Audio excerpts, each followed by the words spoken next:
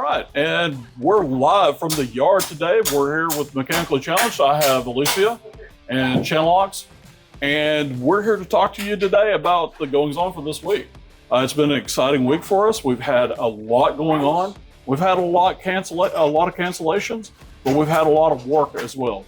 So if we go ahead and get us update for the business.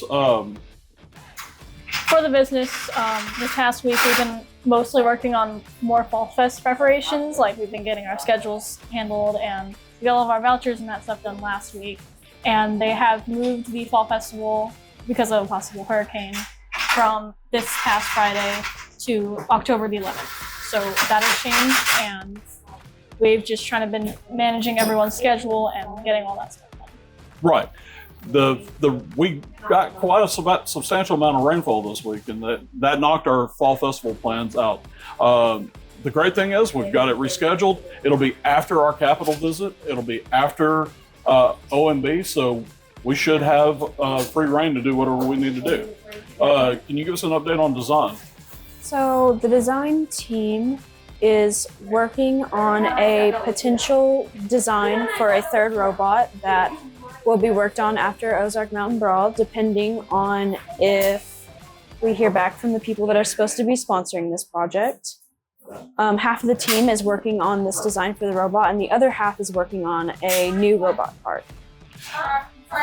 Our cart is old. It was designed by the very first robotics student from Viola, and it's seen some better days. Not only that, it's big, it's clunky.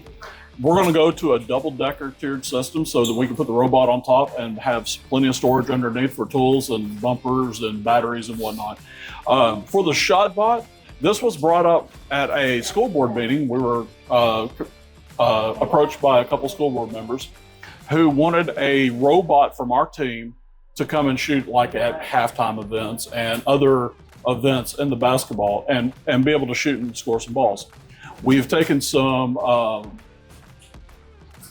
We've taken some inspiration from the 2012 tournaments, FRC 2012, and we're incorporating those winning designs for the shooters so that we can go out and shoot and put on a good show for everybody.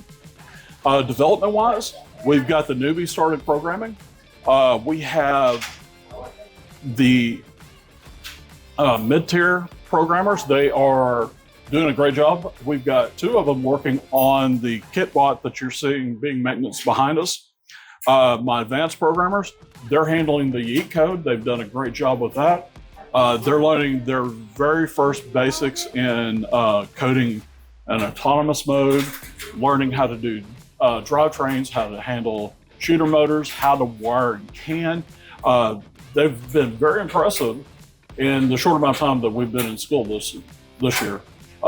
With Yeet, they inherited a robot that we started out very poorly with, but I think by the time we got to Bayou, it was very impressive. And so they got kind of a on-rails advantage of being able to come into this with a robot for this tournament and be able to get a leg up and get going. The kitbot, on the other hand, the kitbot is by the book kitbot. They have modified it a little bit. They added another set of shooter motors to get more oomph out of their shooter. And so they're pretty hopeful about that as well.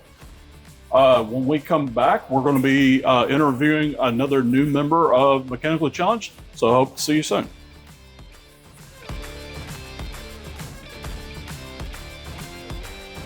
We're back with our interview, and this is our newbie member, Lauren, or Lawrence, as we're calling her. You probably hear the robot in the background. It's very loud, but It's a little loud. we're going to work through it. Okay, so first question, Lauren. Why did you join? I joined robotics mostly because I heard about robots and stuff. Because, I wanted to build a robot. Yeah. So I joined. So far, what has been your favorite experience? Probably building the robots. So what do you look forward to the most just this year? so far, competition. They're pretty fun, so that's a good thing to look forward to. What is your favorite thing that you've learned so far? My favorite thing that I've learned,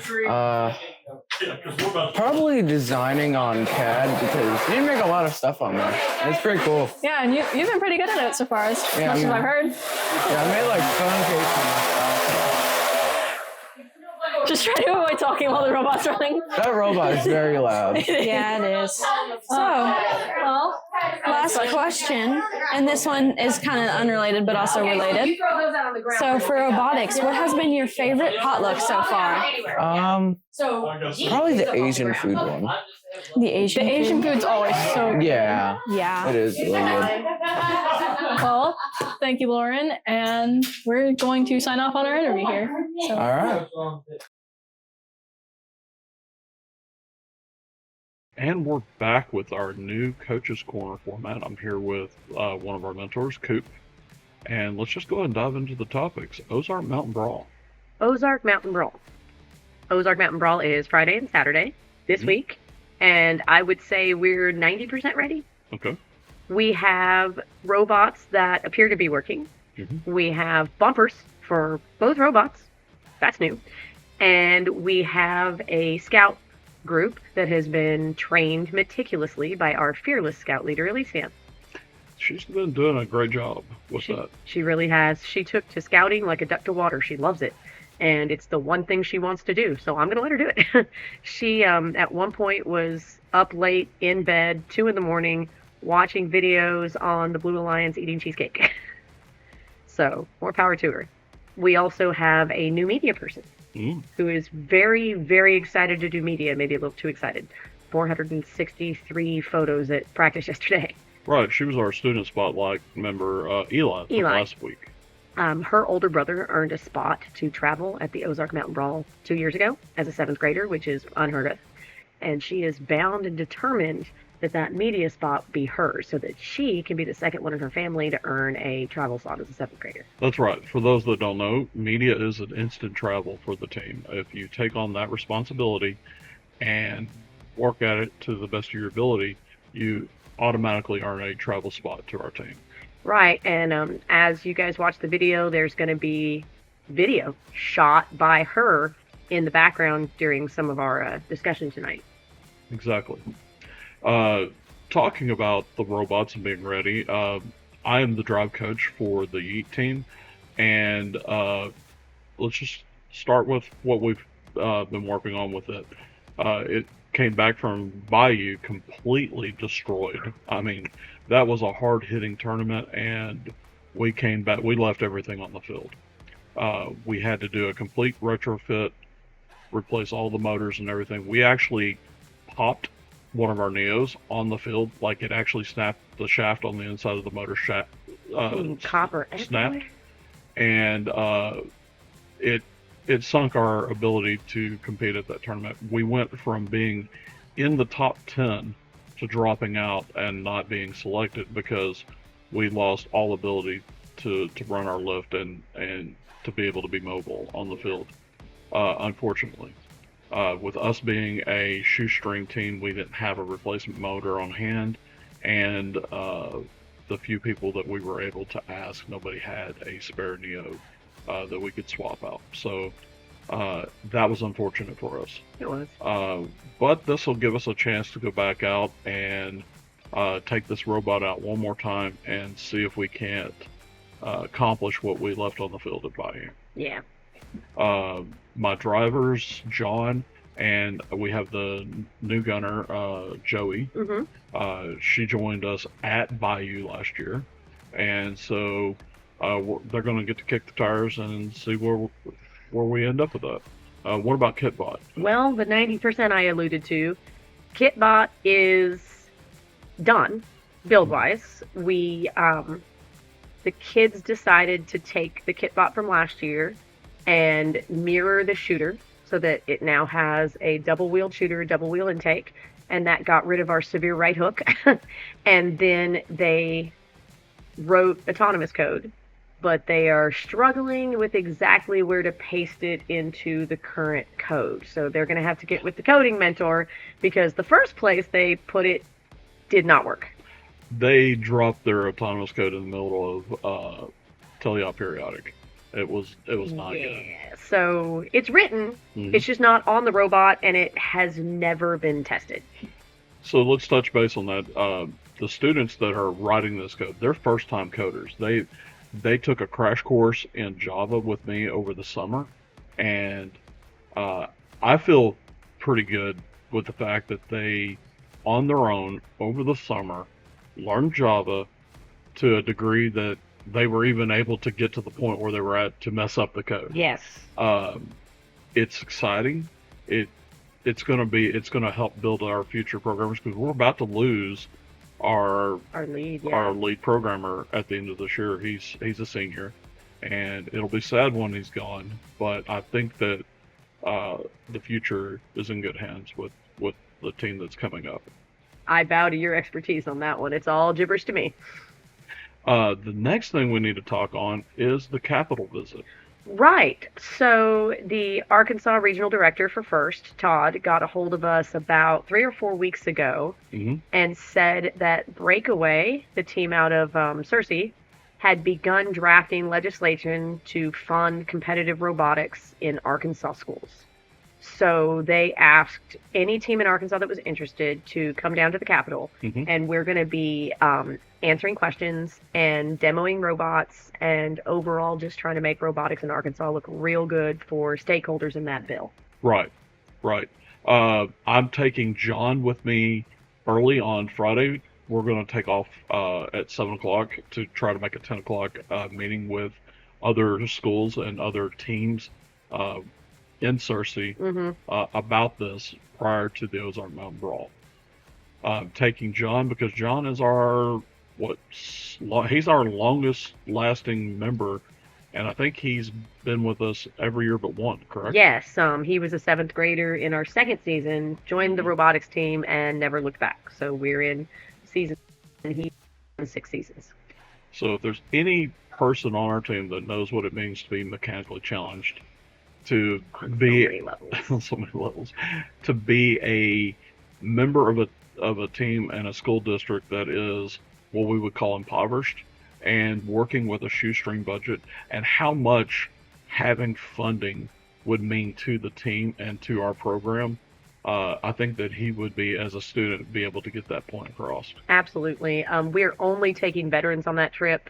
We don't feel like the new members have enough information to be able to answer questions coherently. Right.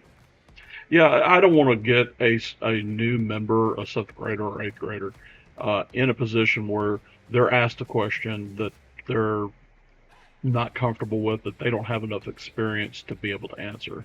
So I think our veterans are going to be the better choice for this particular I think that trip. was a fair decision. Speaking of funding, what's going on with our fundraising efforts? Well, the Fall Festival has been rescheduled for October 11th. So that will be next Friday, week after Ozark Mountain Brawl. We have a laser tag booth, $1 a play. We're doing the concessions. And then we're also going to have at least 1, maybe 2 robots out there for students to drive and try to hit the speaker target. Our thought process is it might gen up a little bit more excitement about robotics, maybe get some younger kids excited about joining robotics when they get to high school and so on. Right. We're going back with our sponsorship visits. We decided that since the Ozark Mountain Brawl and the Capitol visit are back-to-back, that we're not going to unload the trailer. We have a sponsor in Highland. It's our glass supplier, Danny. He provides all of our Lexan and polyacrylic and all of that stuff completely free of charge. Right. And we usually take him funny broken pieces of robot every year as a thank you. He requested to see the actual robot. So we figured we would bring maybe a couple of members of the drive team and drive around for him and just do our sponsorship run for that area next Monday. Right. He has been very key in helping us transform what we can do with the robot. Before that, we were pretty much plywood. Because the polyacrylic and polycarbonate was so prohibitively expensive for us to be able to get a hold of. But thankfully, he was able to provide us with offcuts and just random pieces that really helped I'm us. not sure some of those pieces are offcuts. I agree. I would agree with you. He has been more than generous with Yes. the team and has really helped transform what we could do with our robots. Absolutely. So I look forward to that particular visit as well. I think he's going to enjoy it. Absolutely, absolutely. So we've got solicitations. We've got Robot the demos. robot demos. We've got the Fall Fall Festival. Festival. Do we have anything else on the horizon? I think the rest of it is grant writing, and then we're going to ramp up advertising t-shirt sales. Okay.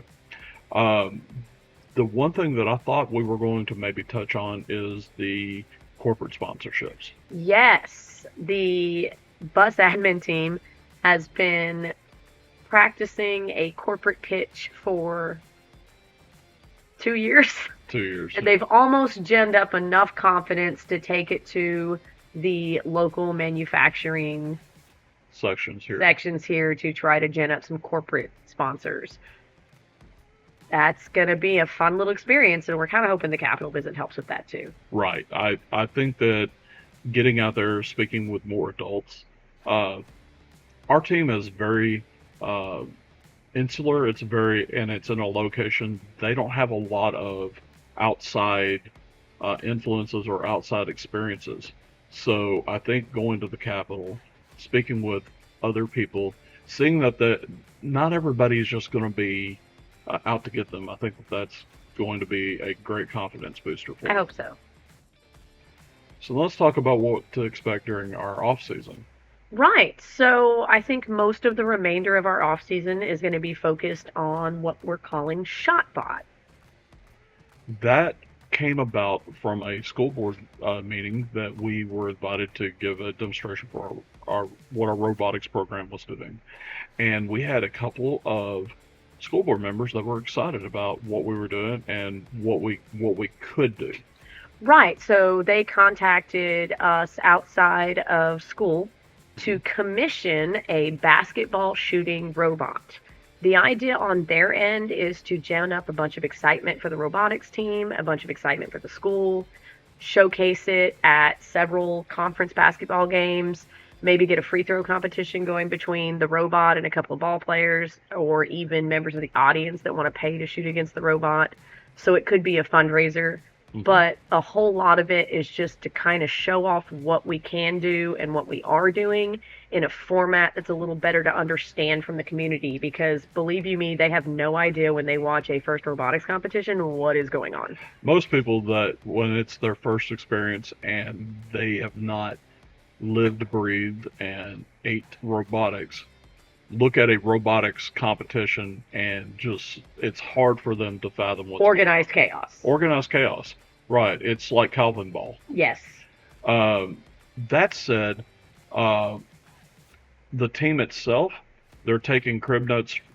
The team is taking the lead on the design. This is totally student-led. Mm-hmm. We have students that have been cribbing notes from the 2012 basketball FRC.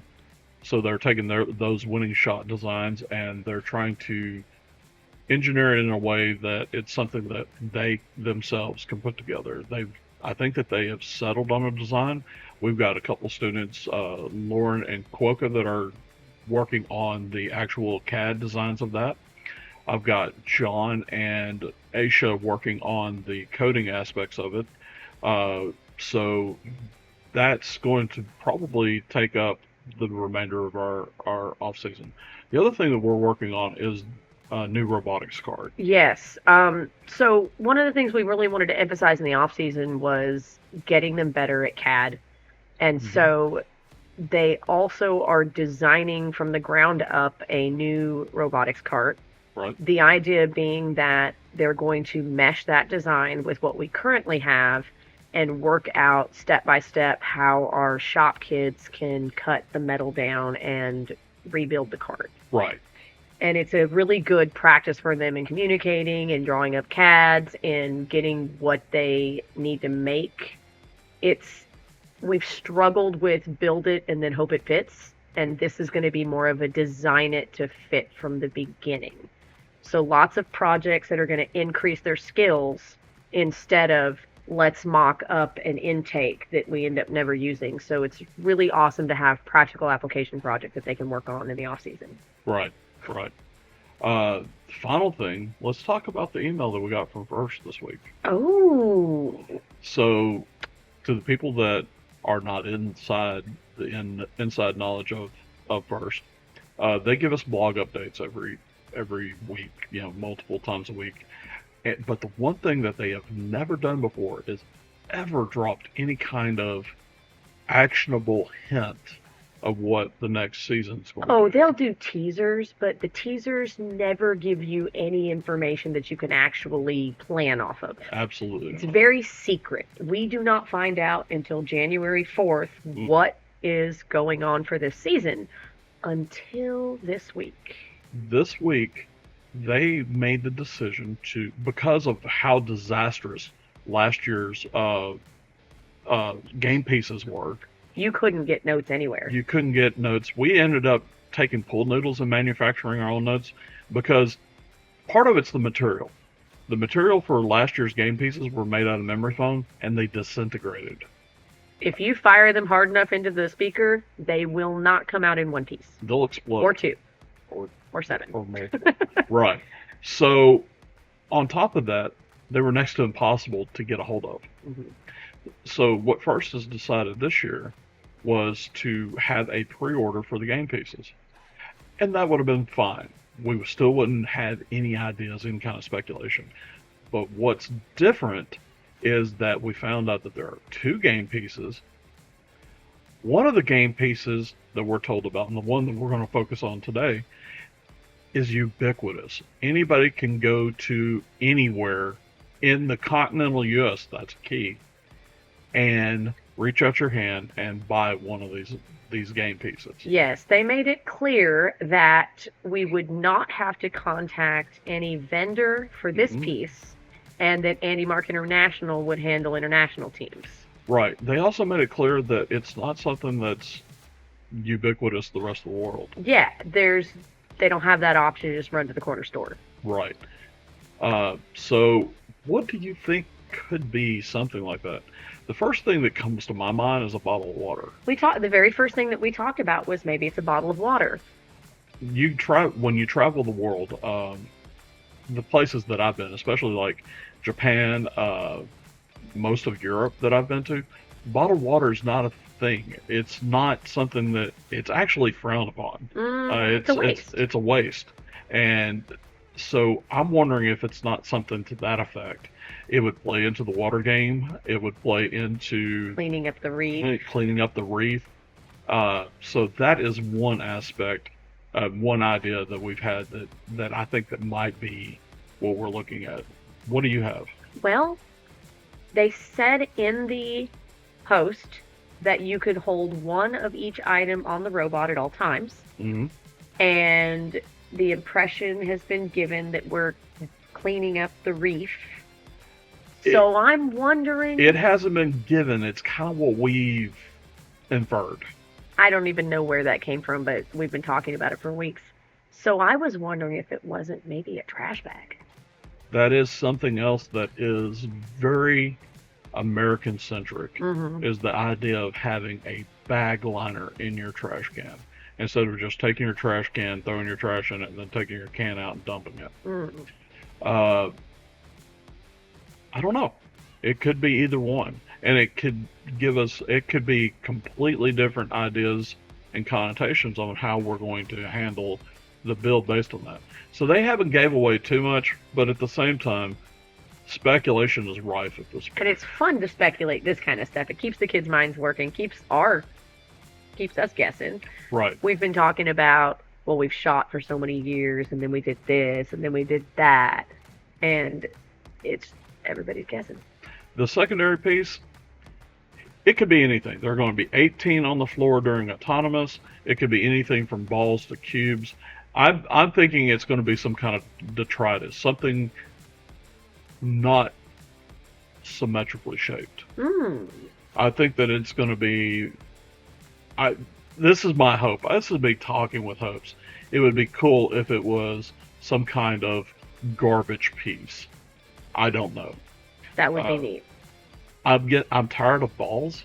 We've done balls the last 6 out of 8.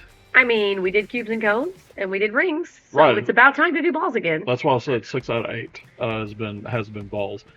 It's time to do something else. It's once you've built a ball intake, it's just constantly the same thing over and over. Oh, it's a bigger ball. Oh, it's a smaller ball. In the end, the ball shoots the same way every time. To be able to Armstrong and the rapid recharge was rapid recharge. What was it? Rapid react. Rapid react. No, it's recharge. The Which one? 2023. Cubes and cones? Cubes and cones. Cubes and cones was so interesting because we had these game pieces that did not fit any mold, and you had to come up with an intake that could do both. They could pick up a cone and a cube. Our kids decided to do with a crab claw. It worked, but it was not very efficient. I mean, maybe like 70% efficient. Yeah, but there was better ways to do it. Yes. And so I like having those kinds of technological challenges and those types of things to think your way through. Well, and it lets the new teams and the old teams struggle the same amount because Yes. old teams have built ball intakes, they've built shooters, Mm-hmm. and a new shape is a new problem, and it puts everybody back on level playing field. Right. And one of the most innovative designs that they ever did was our very first year. Hatches and cargo. Hatches and cargo. Those hatches were so cool to be able to take those hatches and attach them and then load the shuttles with cargo. That was such a neat concept, and I wish we had more of that. It seems like we have devolved into sport shoot. Well, and I feel like that one was a lot more reliance on your team because they had to place the hatch before the cargo could stay. Mhm. And so there had to be more communication, more plan ahead, more cooperation. And I feel like we've gotten away from cooperating with our team, and the focus has been on cooperating with the other team. Mhm. And then you have we don't want them to get the cooperation bonus. We know we can make that many shots without it, so don't hit the button. And then they don't make anywhere near those shots. Right. Yeah. So anyway, that's what we have for Coach's Corner. I appreciate for everybody that stuck around and watched the video and stick with us. We're having some growing pains, but we're going to get this format figured out, and we're going to bring more kids in on the actual first 2 sections of it. It's going to be a whole lot less Chad, thank God. I think everybody's had enough Chad in their life. I mean, I married him. So thank y'all, and we'll see you next week.